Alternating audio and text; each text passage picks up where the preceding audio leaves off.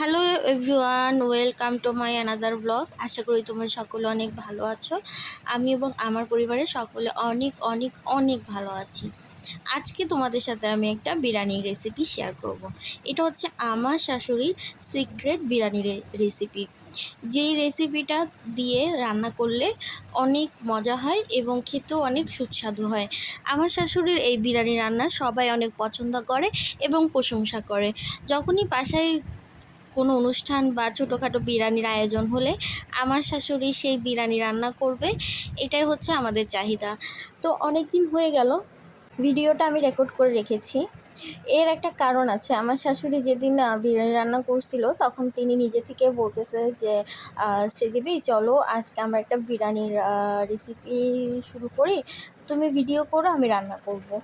আমার শাশুড়ি যখন এই কথা বলছে আমি কি আর সেই চান্সটা কোনোভাবেই কি বাদ দিতে পারি বলো?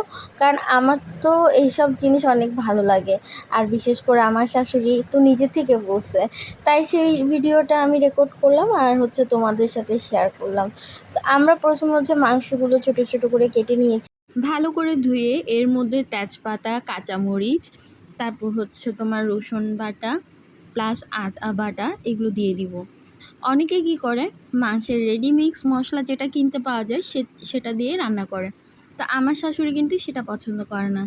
তিনি বলেন যে মাংসের মধ্যে আদা রসুন এগুলো বাটা না দিলে মাংস খেতে ভালো লাগে না, আর সেজন্য উনি এইসব ইউজ করে। আমরাও এইসবই ইউজ করি, কিন্তু অনেকে দেখা যায়, আমি অনেকের ফ্যামিলিতে দেখেছিলাম যে তারা হচ্ছে এমনিতে রেডি মিক্স মশলা দিয়েই রান্না করে ফেলে। আমার শাশুড়ি এখানে সব কিছু পরিমাণ মতো মশলা দিচ্ছে। জিরা ধনিয়ার গুঁড়া 1.5 চামচ দিল, তারপর হচ্ছে তোমার মরিচ দিল 1.5 চামচ, হলুদ দিল প্রায় আধা চামচের থেকে একটু বেশি, আর লবণ দিবে। তারপর হচ্ছে তোমার সরিষার তেল দিবে। সরিষার তেল দিয়ে রান্না করলে কিন্তু আসলে অনেকটা মজা হয় খেতে। তো এইগুলো দেওয়ার পরে বিরিয়ানি মশলা থেকে অল্প হচ্ছে বিরিয়ানির মশলা এটাতে মিক্স করে দিবে, বেশি দিবে না। কারণ উনি বলে যে রান্নার প্রায় শেষের দিকে বিরিয়ানির মশলাটা দিয়ে সুন্দর করে হালকা একটু কষিয়ে বিরিয়ানির সাথে রান্না করলে অনেকটা ভালো লাগে। তো সেই জন্য আমি এতটুকুই তোমাদের সাথে শেয়ার করলাম। এরপর হচ্ছে তেল দিয়ে ব্যাস এটা হচ্ছে চুলায় বসায় দিবে এবং এই মাংসটা অনেকক্ষণ ধরে কষাবে। এটার মধ্যে কোনো এক্সট্রা পানি মিক্স করবে না, জাস্ট কষানোর জন্য যতটুকু পানি প্রয়োজন অতটুকুই মিক্স করবে। আর এখানে দেখো এক পাতিল ভাত আগে থেকে অর্ধেক রান্না করা রেখে দিয়েছে, কারণ উনি বলেছেন যে প্রথম হচ্ছে ভাতটা হচ্ছে 60% হয়ে গেলে উনি তুলে রাখবেন, পরে মাংসটা রান্না হয়ে গেলে এটার সাথে মিক্স করে আর যেই 20% বাকি থাকবে 40% সেটা হচ্ছে উনি হচ্ছে এভাবে রান্না করবে। উনি যেভাবে রান্না করুক না কেন বিরিয়ানি কিন্তু মজাই হয়। আমার বিয়ের 5 বছর হতে চললো, আমি এখনও কিন্তু বিরিয়ানি রান্না করতে জানি না।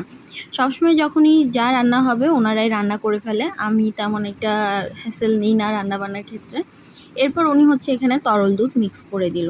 যে পানিটা দিয়ে কষানো হবে ওই পানিটার বদলে উনি হচ্ছে তরল দুধ দিয়ে দিল। আগে হয়তো আরও অনেক কিছু দিত, এখন যেহেতু ঘরে সেগুলো নাই সেগুলো এখন আর দেওয়া হলো না। দেখো মাংসটা হয়ে গেছে, সেজন্য মা এটা হচ্ছে ট্রান্সফার করে দিল বড় একটা ডেকচিতে। আমাদের ডেকচির এই অবস্থা দেখে মনে করিও না যে আমাদের ডেকচির আসলে অনেক খারাপ অবস্থা। আসলে আমরা হচ্ছে সমুদ্রের পাশে থাকি, তো এখানে পানিতে খুবই লবণ থাকে, যে কারণে ডেকচি হাঁড়ি পাতিলগুলো এরকম হয়ে যায়। বুঝতে পারলে তো বন্ধুরা? তারপর দেখো সুন্দর করে নাড়িয়ে চাড়িয়ে চাড়িয়ে নাড়িয়ে খুব সুন্দর করে মিক্স করে দিল। মিক্স করে দিলে চুলাটা হচ্ছে ডিমে রাখবে। ডিমে রেখে প্রায় 20-25 মিনিট পরেই বিরিয়ানি রেডি হয়ে যাবে। ইজি ব্যাপার না। অনেকে মনে করে বিরিয়ানি রান্না করা আসলে অনেক কঠিন। আসলে না, বিরিয়ানির মতো সহজ পৃথিবীতে মনে হয় আর কিছুই নেই। পরে দিয়ে দেখো সেই ঘি মিক্স করলো। এটা হচ্ছে আমার শ্বশুর আব্বার চাহিদা। আমার শ্বশুর বাবা বিরিয়ানির সাথে লাস্টে যখন বিরিয়ানি প্রায় হয়ে যায় তখন হচ্ছে ঘি মিক্স করতে বলে। ওনার থেকে নাকি অনেক ভালো লাগে, ঘিয়ের একটা মিষ্টি স্মেল আসে। তো দেখো আমাদের বিরিয়ানি প্রায় রেডি। রেডি বলতে এটার মধ্যে আরও কিছু কাজ আছে, সবটাই হচ্ছে আমার শাশুড়ি আম্মা করছে, আমি কিন্তু কিছু করছি না ভিডিও ছাড়া।